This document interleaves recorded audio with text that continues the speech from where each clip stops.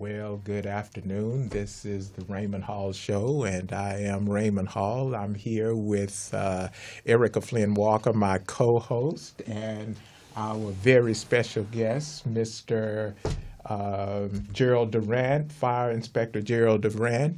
And Ms. Walker, how are you doing? I'm doing great this afternoon. How are you doing? I am doing good, Mr. Durant. How are you doing? Oh, I'm excellent today. All right, that's a good thing. We're going to have a good show. I understand one of the biggest questions was, who is Raymond Hall? Yes. We got a little feedback session that's going, and one of the main questions that showed up this time was, who is Raymond Hall? So what did we come up with that, who is Raymond Hall? What we did come up with after further inspections, I'd like to say good afternoon first to our viewing audience and our special guests, and all of you tuning in today with us during our broadcast of the Raymond Hall Show. Okay. I'm your guest. I'm your co-host, Errecca Walker. Yes, so everyone wants to know, who is Mr. Raymond Hall? I open up the show to answer a frequently asked question about Mr. Hall. Who is he? Well, I spent a little time with Mr. Hall, and he is a very committed continuum of the benefits of service and service to each and every American listening to the sound of my voice. I didn't pay her to do that either, He is connected to the community through service, especially through veterans and seniors and those whose voices have been softened by age or illness. He himself experienced a period of illness when he needed a heart. He needed to have a heart transplant. Can you believe it? It's such a miracle just to see him sitting here today. So he had to have a heart transplant, and he went to the USC University Hospital in 2006, June 6 of 2000. He went to the University Hospital, and he was given a heart. And he's sitting here with us today. And now it's USC Keck Hospital. Today he serves as a LA Commissioner for Older Adults, a California Senior Assembly member. He created a senior salute to recognize the life and body of service, and to veteran honorees. Why the Raymond Hall Show is here? Simply because people need to know that. They need to catch the vibe right now of Mr. Hall, who's sitting here, and he's a miracle right before God, and he is sitting here with the heart of, another person. And it's so deep and heavy when you think of that. But you know what? I'm so grateful and thankful to be here. And what I like to say is, thank you for letting me get my point across. I'm going to throw it back to Mr. Hall right now. Well, thank you, Errecca. We have certain questions that come to us often, and if you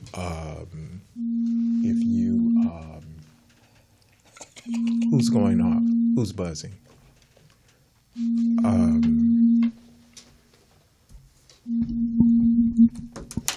Well, while we're looking for that, we're going to say that we're here live at the Morris Media Studio from 2 to 3 p.m. Pacific Standard Time every Thursday. Morris Media Studio has a beautiful state-of-the-arts reception area and place for us to come here and sit and be with you and broadcast all around the world. Did you work it on out, Mr. Hall? Humanness is a wonderful thing. I was just really biting at everybody about phones here, and here it is, my phone causing all of the chaos. Okay. Where were we? Oh, here we go. Yes, we're back. The thing that's important to me that really has to do with life, we want to reach out and we want to respond to people when they have questions. And at first I just blew it off. People saying, well, who is Raymond Hall? Who is this? Who is that? Does he have a book? No, I don't have a book. Does he work for Obama? Does he work for Trump? Yes. Who was he for? Where did he come from? Here's the thing that I found. I didn't understand it at first. As a child, I was in very close proximity when Dr. King was assassinated. Wow. A few years later, I found myself in the Marine Corps, and Vietnam was still an issue and blazing. Things just seemed to be major incidents, but they didn't fit at one time in my life. And then, like Errecca spoke about, I had the transplant, but it wasn't just having the transplant. I lost my company, lost my home, lost everything that I had worked for when I got sick. And for 6 years, I waited in and out of the VA hospital needing this heart transplant.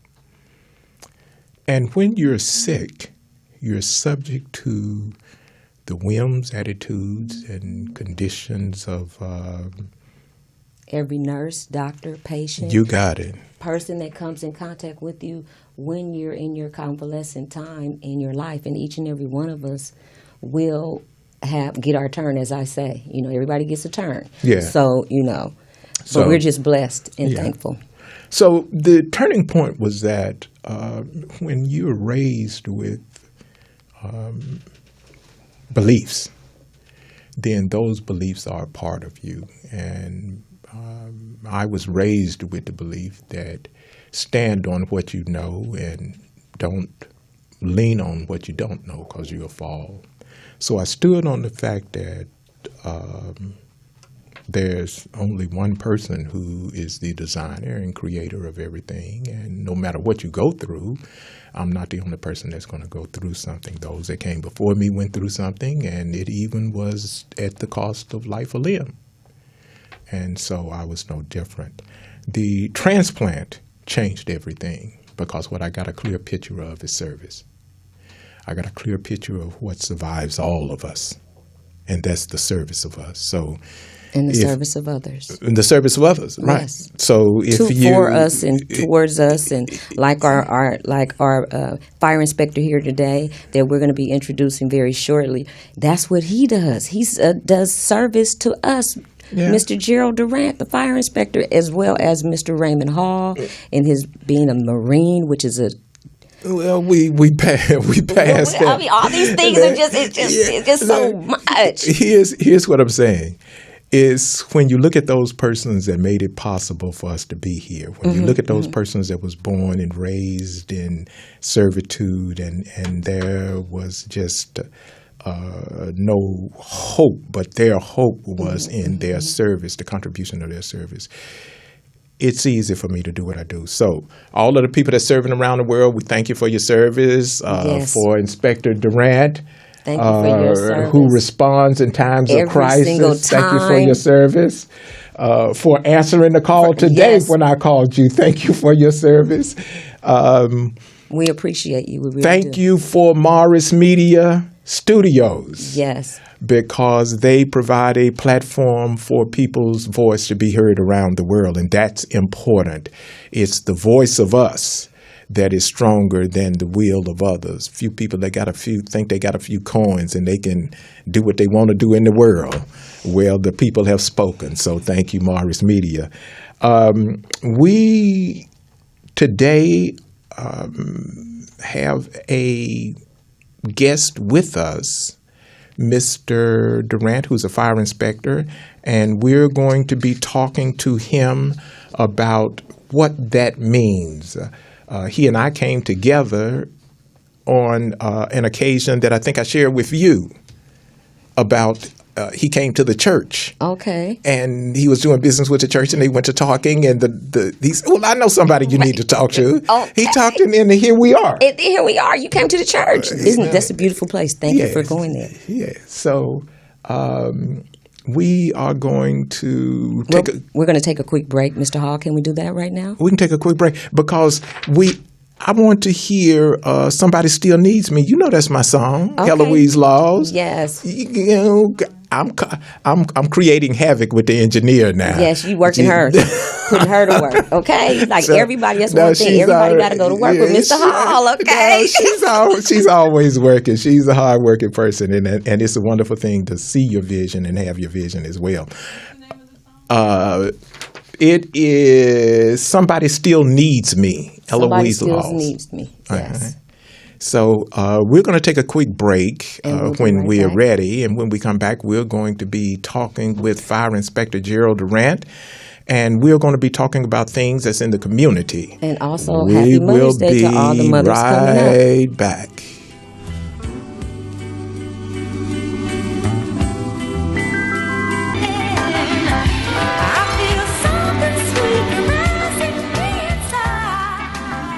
And we are back. We are back with Welcome back. Fire Inspector Gerald Durant.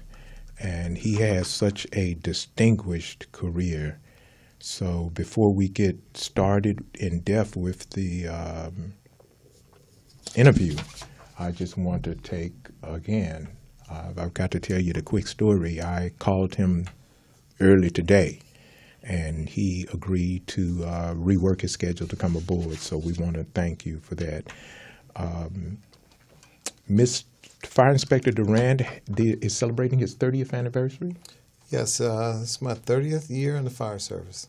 Wow, Extraordinary. yeah, that's a lot of years. It's a lot of years, a lot of days. A lot of days. Yes, we are always available 365 days a year, 24 hours a day. Wow.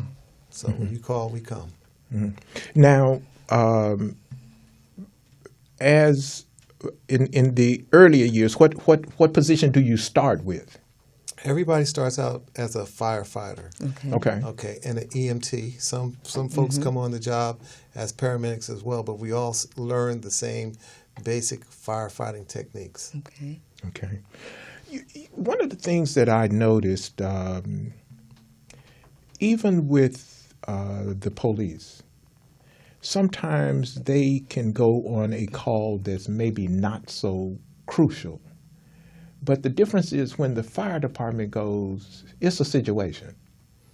Well, it's several. It can be what we call a non-emergency, or it could be emergency. But we take every call like it's very important. So that being said, we always have to watch out what we're doing, where we're going, how we get there, traffic, people, and just use your knowledge and experience to make the right calls. It's a lot of decision making, a lot of just working out problems. Yeah. Just working out problems. The good old fire department, the big red truck. Yeah, Yes. and you know that's an amazing feat anyway to drive those big trucks through LA. Yes. I mean that's incredible. Now, are those specialists, or they still a part of the? Everyone learns how to drive all the apparatuses that you see on the street. Okay. But there's one member that has promoted to that position, Okay. which is called the apparatus operator. Apparatus operator. So he's allowed to drive that $1.3 million vehicle down the street. 1.3 each one? Yes. Oh, my goodness. Wow. Did you hear that? 1.3. Yeah, $1.3 million. That's quite impressive. You know what? I could appreciate every dollar of it because they truly do their jobs. Yeah. So now the early years, everyone starts out. Everyone starts out as a firefighter. It used to be firemen, but we have females on the job, so it's firefighter. Oh, that's new information. And are you promoted through distinction, or how does the promotion process work? The promotion process is after you have 4 years on the job, you're able to take tests. Okay. A written test, an oral interview, actually 2 oral interviews. 2 oral interviews. Yes, and a practical, which those who drive the rigs have a practical. Okay. They want to see how you drive, how you operate. Do you know the skills that are necessary to be safe? And then you get judged by that, put on a list, and then when your turn comes, you get promoted. Okay. You know what's really impressive to me is every now and then I'll hear a story that has to do most often with a child. Yes. And I'll get to see that child with that big firefighter's hat on, and it looked like the whole thing just drops over. Yes. So, so, Mr. Durant, can you tell us more about the overall job of the fire chief, or the fire inspector? Well, the fire inspector is a promotion as well. Basically, what we do is go out and inspect buildings over 40,000 square feet, any building that has hazardous materials, schools, churches, institutions, and we're there for all the public events, Okay. the big public events. How many people has to be there in order for the big red truck to be at your event? It really depends on the amount of people. Because I like to have you there Saturday at the... Miss Walker, Yeah. calm down. It does. Calm down. It's a lot of little things that go in there. Right. Right. Exactly. Yeah, let's go back to the fire inspector though, because Yes. that's vitally important. So Crucial. the fire inspector goes out on a regular basis regular to basis. inspect. Yes, every fire inspector has what we call a district, and in this district you have so many inspections to do. You're responsible for so much of the city. That means every year you go out and you're going to inspect the different types of occupancies that you have. Okay. You want them to comply with all the safety rules that are here in the fire code and the California code. So there's a lot of specifics in that. Title 19, Title 22, Title 19. what you can have, what you can't have. And the important thing is if we don't do our job, somebody dies. So it's very important for us to be diligent, have an eye for detail, Right. and make sure people comply. So you have a heavy job. Now, the last time I heard of 19 and 22 and Cofelt was in licensed care. Yes, it is. So you all inspect licensed care facilities as well. Yes, sir. 40,000 square feet or more Well, for the licensed care. No, that's the commercial is- building. The commercial this, buildings. Yeah, this is smaller. This is where you have in the community Okay. those who are Have licensed care facilities. Yeah, for Okay. care for developmentally disabled persons and things like that. And make sure everything is up to code in that facility. Has to Yeah. be. Has to be. Okay, so now the fire inspector, is that the same fire inspector that when there's a suspicious fire, the fire Okay, inspector no. is that or that's the fire investigator? That is the fire. That's an arson investigator. And Okay. the arson investigators are like the fire department, police department. Wow. They Oh. carry weapons. They're Oh, allowed no. to make arrests. Wow. They go to court. No, they do not. Yes, they do. They will Did you hear come that? and Take put you in away. handcuffs. That's right. Okay. And basically, they go out. Any fire that's over $25,000 in damage, it's being investigated. Or if it's a suspicious fire, that might use some type of accelerant, which could be gasoline, it could be any type of accelerant. And any explosions or anything like that, we partly do that investigation as well. Okay. Every firefighter, though, is trained on a little bit of Everything. investigating. Really? You have to be a jack of all trades, basically. As Oh, as that's fire inspector. Okay. very All right. interesting. So now we hear about the fire inspector and we hear about the arson inspector. Yes. Okay. Now we spoke briefly about that community person. Is that a combination of the two? Who comes out and talks to the community? Like when you made an interesting comment when we talked. You talked about how the police is visible in the community with community events. Right. But a lot of times when you think about it, we don't see the fire department like at Exactly. community events. Exactly. That's and why that I'm trying to kind of line them up now. Because we need that presence to be there in the community as well as the black and white. So the Well- black and white, and then the fire department, because we only see them when they come out to rescue us. A lot of times that is the case, but we do have fire prevention, which I'm a part of. Okay. And the things we go out is educate and inform people about how to be safe, Okay. especially during the Christmas holidays with the Christmas trees, things Right. like that. We're proactive in that level, but it's not as probably visible as the police department. Okay. Now, how does the community request that? Not listening to what, just discount her Don't request. discount me. I'm trying to get it in so the big red truck can show up at my events. How does the community request those kind of services? lot of times they wanted somebody you to can- come out to the senior center or community center. A lot of times you can call the local firehouse. Call the local firehouse. Call the local firehouse and request that they come. You understand they're always on duty, so if they do come, they might have to leave Right. Right. if they get a call. But generally, if they can put in their schedule, they like to come out and make sure they make a community presence. Community presence. Bam. There you go, you guys. Okay, so there's many facets to the fire department. Absolutely. And we've only talked about the inspector, the arson, the community, The overall job. overall aspect. Tell us about the centurion, which is a Greek word which means loud voice that the inspector informed me of earlier. Okay, I'm a part of a group called the Centurions. We're the African Americans in the fire service. And what we do is recruit, promote, and help retain African Americans in the service.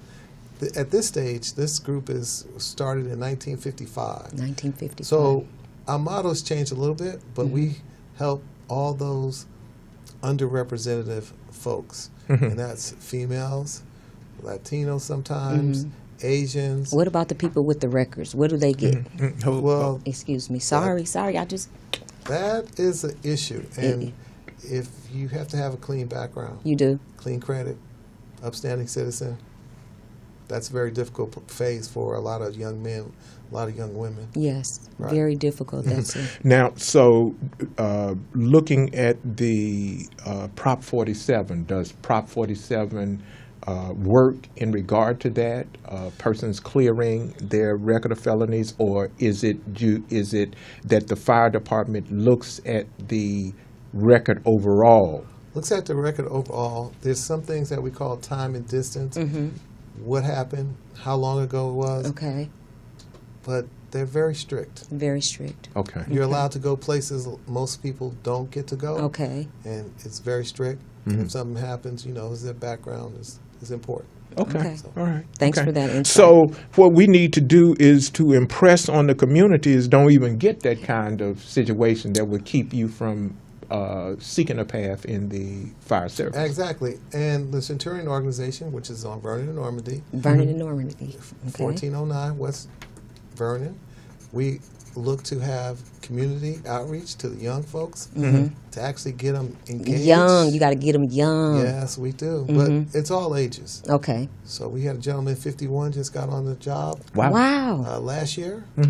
But most folks need to know that they have to take certain words out of the vocabulary. Like what? Can't, hard, and replace them with challenge. Okay. Because it's a challenge. And That's sometimes for most people, it is the ultimate challenge to get on the fire service. How long does the process take if you were to matriculate through? If you're lucky, it takes less than 2 years. Less than 2 years. Wow, did you hear that? Less than 2 years. So let's go back. I want to delve deeper into the Centurion, but let's go back to your career, where the scuba rescue diver. So you spent 23 years as a scuba rescue diver. Underwater. Yes, for 23 years, I was a Los Angeles Fire Department rescue scuba diver. I worked on 2 small boats in the Los Angeles Harbor, the World Port, which 40% of the nation goods comes through. It's a huge harbor. Right. And we were slated to protect the harbor between fire, land, sea. So we went everywhere we could, and we were the fire protection for the city. On the water. On the water, everywhere we went was by boat. So you don't get seasick, obviously. Well, you can, but I'm pretty good right now. Oh, okay, very good. So when you're scuba rescue, That's what when you put on all the gear. Yes, you have all the gear. what percentage of your time is spent under the water? Right. Well, it's a lot of training. You train constantly. Train constantly. One of the things about training constantly is that when that moment comes, you're ready. And you always have to be prepared You always have to for be that prepared. moment. Are you looking more for threats to the Like- harbor, or are you responding to human rescues? Every now and then you'll see a boat, especially down in Long Beach when I live on the ocean. Not on the ocean, on Ocean Boulevard, but you could see every now and then. The responses come in similar. People can call 911. They can call the Coast Guard. Basically, we're still the only rescue group that's 24 hours a day. We have other groups that are there during the day, but at night we are the people. And boats sinking, boats running onto the rocks, drownings, Fires. boat fires, Everything you fuel could think of. leaking, injured people on the container ships. It's a multitude of things. It's similar to what happens on land, but we do it on water. Wow. Isn't that incredible? It's so exciting. It gives you something to really strive for, to know that these are opportunities that are out there for, a lot of people. And it's good to hear about. You spent 23 years as a scuba rescue diver. What attracted you for 23 years? What?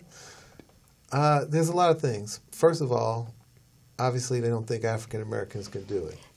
Okay. That's I one- thought that went away with the Yeah. Cuba We Gooding know that thing. still existed. Who Yeah, sued? Well, you know, that's it. No, I'm thinking about the movie, the Cuba So Gooding. the struggle is still real. Yeah. The struggle's real, and the movie is similar to what I went through. Really? that Which right? movie? Cuba Gooding? Yes, ma'am. Are you serious? So you put on that same? We don't put on the big helmet like that with the heart out and things like that, but they always doubt who can do what. Really? But I was fortunate.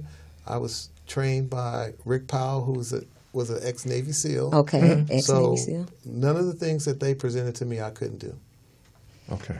You hear that, young ladies, boys and girls, all of our listeners out there? This man sitting here, right here, he's just remarkable. Yeah. And he's had endeavors that he's tried to do, and he still has had a lot of obstacles, but he's still sitting here with us today. Well, I think that one of the things that helps us all, especially the African American male, is the struggle. The struggle is one that is required. It's required. Yes. And individually, you're And going to have collectively. individually, because your contribution is a part of the collective. Right. Yes. Okay, so and that's the point I was trying to get to. 23 years as scuba rescue diver. Yes, sir. You know, your heart have to be there, and You have to be physically, yeah, mentally. it has to be something that you want to do. Yes. But I'm sure that there's challenges in doing it. I read an article, maybe a year or more, and it spoke about this person that was a part of the fire something. Fire something. He was in charge of a boat, and he was somebody's son or something, and they sent him down they jumped over all of the people that were in the union and qualified and something, and his dad was head or something, so they sent him down from north, and the union raised so much hell that they sent him back up north because they wasn't having it down in Southern California. But it was service. Yes, You know? sometimes there is still a little nepotism. Yeah. So nepotism is alive and well. Yes, it is. Okay, so you were saying sometimes there's still nepotism in. All right, so what we're going to do is we're coming up on a break in about 4 or 5 minutes or so, and when we come back, we're going to talk more about that nepotism, but we're going to also talk about the commitment. Absolutely. And we want to again say thank you to our special guest, Mr. Gerald Durant. He is the fire inspector. Okay, so we're going to take a quick break, and we will be right back. This is the Raymond Hall Show. Your love is like tears from the stars. Welcome back. Thank you so very much. We are back with Los Angeles City Fire Inspector, Mr. Gerald Durant.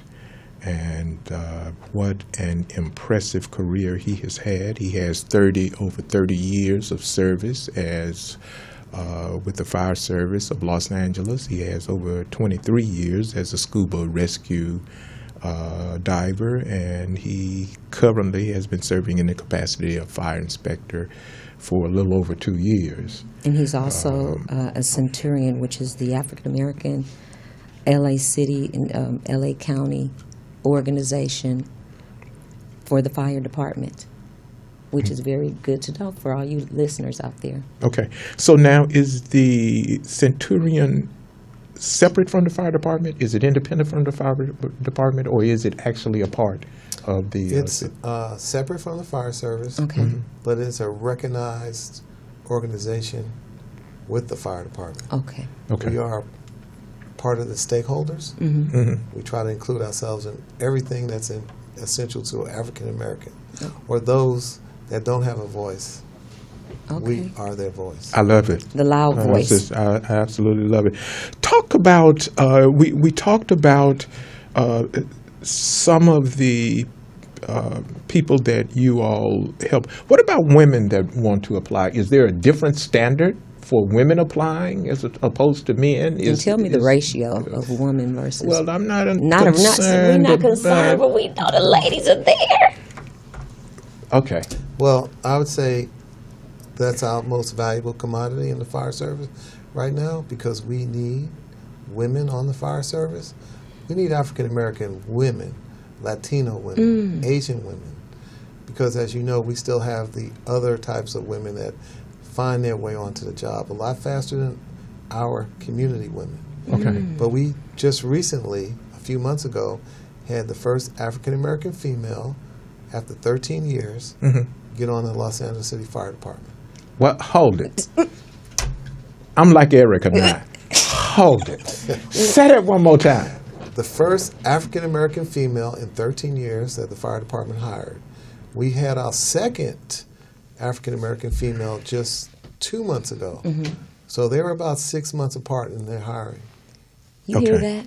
You know, one of the things that comes to mind is first tends to catch a little more hell sometimes, some situations, Yes. than others. I would invite the community to pay attention. I remember when I first started, I wanted to be a musician. My first love affair was with my flute. I played flute in the band, and that was my first love affair. After the Marine Corps, playing the flute was the last thing on my mind. Because the road that I had traveled wasn't a road of music and art. It was a road of everything but. So when Fire Inspector Gerald Durant talks about a noteworthy service, and that's the service of a career in the service of the fire department for the city, know that you're going to have some challenges. But that's what service is all about. I can't speak about mothers and Mother's Day and all of that. I've been standing on this mail frame for 65 years, so it's just some places I can't go. But I will say that we need to make sure that we have more women from our community. Yes, ladies, listen to this. This is an opportunity service. right here. Yeah. That a woman has an opportunity to be on that big red truck with all the other people on the big red truck. You hooked up, you sprung on that big red truck, huh? Yes. Oh my goodness. Okay. All right. So that is really. I was expecting anything other than the first. Wasn't that a surprise to you, Mr. Hall? Yeah. I mean, in this day and time, you would think that. We would have more than that. But the thing about service is that you address the needs and the issues as they appear themselves. So those who want to think about fire, look into it and see what it's about. Okay, so now we're back. Is there a different standard for the training for women? I mean, do the gear gets lighter? Does the training get shorter? No. No. Everybody goes through the same thing. Same thing. Understandably, when you're a different color, a different racial background, and your instructors are not like you, they view you different. They do. So does the load get harder? Do the tests get longer? Not really, but from the Centurion aspect, we took certain words out of our vocabulary. Okay. Hard is one of those words. Hard is out of the vocabulary. We replaced it with challenge. It's going to be a challenge to be a firefighter no matter whether you're female or male. Okay. There's a tremendous amount of work, tremendous amount of knowledge, equipment, techniques. You have to train like your life depends on it, which it does. You have to know how to go back to that training in times of need. You have to imagine that there's so many things. How to cut cars apart, how to do EMS, how to use the radio, electricity, flooding, swift water rescue. There's a tremendous amount. How to look at a building and look at the construction, how to enter buildings, gas. That's always amazing to me. Yes. Yes. Just- How do you know before you go into the building the conditions, or you just Well, you study buildings. you study buildings? You study, construction. Okay. And you have a good idea of what you face. But these days, like some of the large commercial buildings that the inspectors inspect, they've been taken over by folks that have no place to live. So that's a very big concern of us right now. Housing. Right. Housing. That happened downtown. Downtown, Oakland, California. California, right. A few months ago, had a Right. big issue with that. The women have to know just what we know. They have to know the same thing. Same thing. And believe me, they don't cut women slack. At least the ones that I know, the African Americans, the Latinos. Right. Yeah. But what we're concerned about is giving them that pathway Okay. to success. Yeah. One of the things that always amazes me when I see the firemen on the roofs, the building is burning and they're on the roof. Right. And they know how to get stay up on that safe roof, on that roof. and to put that fire out. And so to all of the persons that do Their job. their jobs as Firemen. We really appreciate we you. really appreciate it. So let's take some time and talk about something that's I know dear to your heart. I'm a member of Grand AME Church, and one of the trustees, Mr. Eddie Smith, gave me your number. Yes. And he shared with me a story that you had told him. So if you don't mind, share with us what you can about that person. Okay. Just doing inspection. So the church can have a youth program this year. I wanted to make sure everything was safe inside the building. There at Grant, the Yes. Kirkland Academy Yes, we're right. talking about. Exactly. Okay. Uh-huh. But prior to that, I met a young man some months ago that has volunteered pretty much every time we ask for volunteers. And finding his story recently, he was helping out with the Youth Academy, and we were having lunch one day, and we started talking about he's going to El Camino Fire Academy, trying to get some knowledge, skills, and ability that he can bring to the fire service and make his journey a little Easier.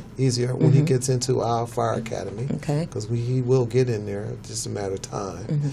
And conversation over lunch is, how you doing, how's school, so forth and so on. And where do you live? He says, well, I'm living with some friends while I go to school. And I said, oh. And then, well, first of all, he mentioned that him and his mother had to leave our apartment.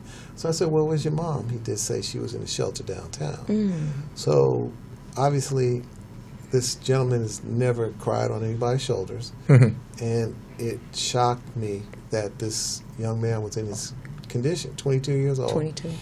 So later on, he had volunteered to work at the youth academy that I was involved with. And I said, well, you got a car? He says, no, I get around by Lyft or bus, train.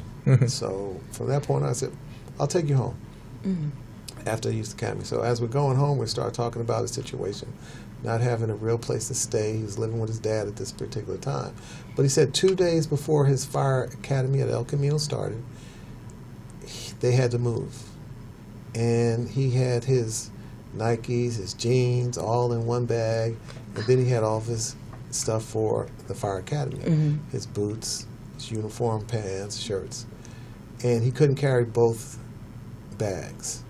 When you're homeless, you got to lighten your load. Right. He threw away all his other Oh, clothes. my God. And he committed himself to success. I don't know another young male that has that kind of commitment to success. I have to help him any way I can. My organization is willing to help him, and that's how we're here today. Yes. Right. Because I can't stop talking about him. I can't stop thinking how I can help. He touched you, Yes. and his story touched Yes. Well, he touched me Yes. equally as well. Yes. So what I want to ask the viewing audience to do is we're going to talk about how do we, the community, help support the efforts of the Centurion. Well, one thing is reach out to your local council folks and say they need to help. They need to find ways that they can continue to help. They support us. The fire department, and just your churches, communities. There's a lot that can be done. I'm not one that really goes around asking for people to help, because most of the time people call me to help. Right. So that's a little bit unusual to me. But Right. with the Centurion organization, both the Los Angeles County Centurions and Los Angeles City Centurions, we're here to take your donations, your efforts, and anything that you can donate. Every year we have a toy drive giveaway at our community center Where's your community center on located? 1409 West Vernon. Okay. Okay, we are docents to the African Americans Firefighting Museum, which is on 14th and Central. A beautiful location for any of you get a chance to take a look at it. And what we do is, like any good people, when you knock on our door, we're going to help. If you're interested in being a firefighter, no matter what color you are, we help. Now, obviously, some situations that people don't do what we do. Right. I am all for the African American male and female, Right. but I understand we have to uplift our whole community, Right. not just one segment of the community. Yes, absolutely. If you're a female, if you're a male, if you have a commitment to do the work, to become professional Right. at your job, which takes a professional, It does. you have to understand and how much you have to share with your family of yourself. Right. What are the hours? We work a 24-hour shift. Oh, yeah, 24 hours. We work a 24-hour shift. It could be 3 days in a week, like Monday, Wednesday, Friday. You're off Tuesday and Thursday. Then you have 4 days off. It averages about 10 days a month. Okay. But 24 hours is 24 hours. Right. And But it's 10 days a month. 10 days a month. Okay. So this young man had committed himself totally. Absolutely. He did not allow for failure. He did not allow for turning back. He said, I can only have one bag, and he chose the bag that's going to Lead him to the lead fire him service. to the fire service. Okay. Talk to us about the El Camino. College Fire Academy. El Camino is a community college. I think it's in Gardena or Torrance, somewhere, Right. Hawthorne, somewhere over there. And they have a fire academy that runs for 6 months Okay. during the school semester. There are other fire academies around the city and, well, not the city, but Southern California. Obviously, El Camino is one that he can get to. Okay.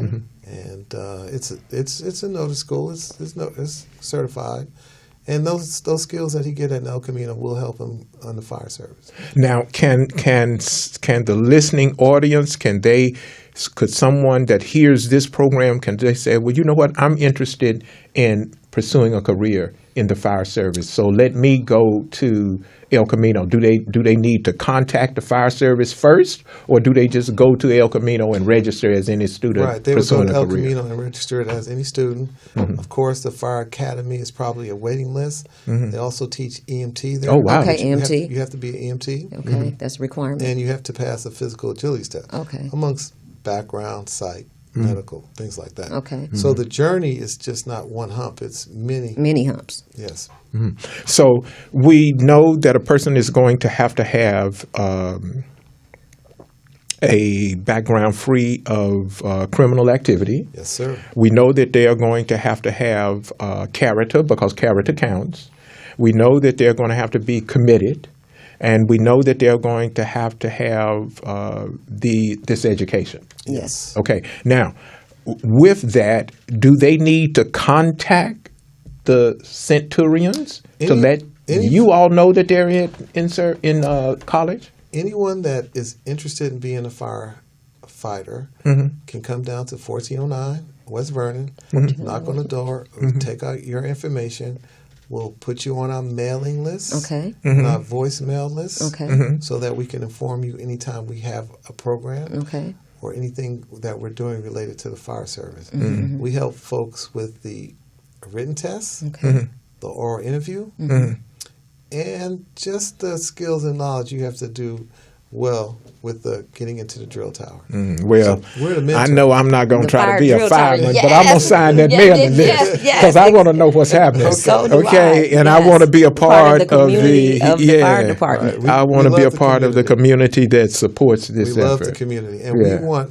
we when you guys see that red fire engine going down the Yes, street or yes. that truck, you see somebody like you on there. Yes, That's- absolutely. That's Answer important. me a question. I probably shouldn't ask this on air, but I'm going to ask it anyway. When the fire truck is going, do you stop or do you pull to the side? Now, I Yeah, know the yeah, answer, right, but right. hold it. I know the answer. Right. But I want some folk that don't know the answer to know what to do. Officially. When you Official see that answer. truck, What do you do? here's what the fire inspector is going to tell you you need to do. Pay attention. The proper thing to do is to pull over to your right. This gives us a clear path down the road, and it actually gives a view of that clear path. Okay, a view of the clear path down Yes. the road. Pull over, because what if we're going to your parents' house? Right. What if we go into your loved one's house? Right. Your friend's house, your Right. neighbor's house, Right. and you decide that just stepping on the gas and stopping, of course, sometimes people do get nervous, hear the loud signs, but if you practice pulling over to the right, What's amazing safe. is how that big truck maneuvers through It's a dangerous small job, and you tight guys are going at spaces. a Yeah. top speed. Yeah. So, look, we want to, before we're out of time, we want to thank you again. Yes, Well, thank you from the mean, bottom of our I hearts. appreciate it. I learned a lot. From each and every person that has ever dialed 911, we all say thank you, and you know what? Don't ever stop. Just keep it going. Yeah. Absolutely. We have a few minutes left. We are going to look at some things that's going on in the community. Now, I know you have a fashion event coming up. Yes, what I like to talk about is the Estelle Van Meter Multipurpose Center. It's a community-based organization. We're a 501c3. We're having a fashion show and Mother's Day event this Saturday, May 13th. The address is 7600 South Avalon Boulevard, Los Angeles, California. And we're going to be honoring some ladies that are in their 80s. Like we have 4 90-year-old ladies, Okay. and we have an opportunity for you to come out to Okay. Estelle Van Meter. All right, thank you for that. But I want to add another dynamic to it because we have a broadcast that is worldwide. Yes, we do. Okay. And maybe somebody in London can't get to your Fashion show. fashion show on Saturday. But what they can do is support the Estelle Van Meter Center. Yes, they can. I want to share something with you. When I meet an organization that finds a way to feed people with no money, it gets my attention. When I find an organization that finds a way to provide exercise and nutritious nutritionally balanced meals for people with special diets, it gets my attention. What gets your attention? That's where you're going to find a service of you. We can thank Fire Inspector Gerald Durant all day long. But without your service, his effort is incomplete. Whatever gets your attention is where you're going to find your service. This is the Raymond Hall Show, and we have a different conversation. I'm here with Errecca Walker and Fire Inspector Gerald Durant, and we all want to say Happy Mother's Day. Happy Mother's Day. And we want to tell you that if your mother, like my mother's long gone, and that's an issue for me because when my mother was here, I knew where she was, and my mama's gone. She can look at me from anywhere, and that's an issue, okay? So I want to say, find a mother that's a neighbor. Find a mother that's on your block. Find a neighbor that's a coworker. Someone that you may be the only person that wish him well as a mother. And just say hello to her and give her a hug. Yeah. From the Raymond Hall Show. Someone told me that mothers never intended for their children to get 25 years in the penitentiary. I thought about that. Same person told me that one mother never intended to see both of her sons murdered. I thought about that. I thought about a mother that said to me, she's a senior citizen and so are her 3 children. That was so deep. but that's sweet. So sweet. I'm a senior citizen, and I'm proud of it. I got my what is that blue and white card they send you? ARP. AARP. No, Yes. not the AARP. I'm talking about the government The side. government card, okay? Yeah, yes. The Social And Security. if you keep whatever it living, is. you will get yours too, okay? Shoot, I folded that thing and put it in my pocket next to my driver's license. Get here, okay? I never thought that I would get this age, but because of the service of others, Yes. I was able to make it. It's a wonderful thing for you to be able to live a life and learn that you want to live until that time for you to live no more. So put some work in, people, because I tell you something, if you do dirt, that's going to last you. They're going to say, we glad he gone because he didn't do nothing but dirt while he was here. If you do good, somebody's going to miss you and say, that lady did a lot of work. So we thank each and every one of you for the service. We're going to get a little song going for mothers to close out, and we're going to be right back. We out of time. The engineer shaking her head and said, we out of time. It's over with. It's over with. It's done. Good afternoon, and thank you to all of our So- guests out there in the radio world, live streaming. We look forward to seeing you next week.